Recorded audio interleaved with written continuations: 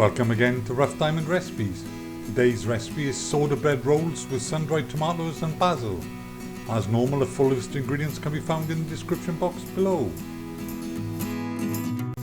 Okay, to make these rolls, put the cheese to one side, put all the rest of the ingredients into a suitably sized bowl and mix until it starts to come together. How easy is that?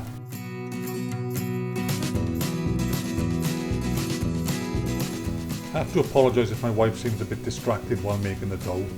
It's simply because our neighbours are having a new sofa delivered today, and my wife's got repetitive strain injury from peering through the curtains to see what colour it is.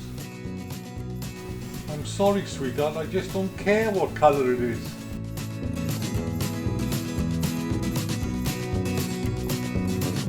And while mixing the ingredients together, it's important not to overwork the dough. Just bring it together, and your hands are the best implement to do this. I said your hands are the best implement to do this. Concentrate, woman. The sooner that sofa turns up, the better for everybody, I think. When the dough has finally come together, remove from the bowl, place on a floured surface and divide into 4 equal parts. Then loosely form each quarter into a roll shape and place on a well-floured oven-proof tray.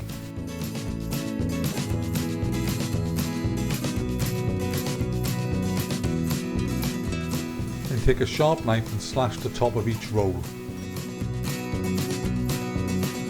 Then lastly, before it goes in the oven, grate the cheese and sprinkle over the top of the rolls. We're using red Leicester cheese here, but you can use any cheese that takes your fancy.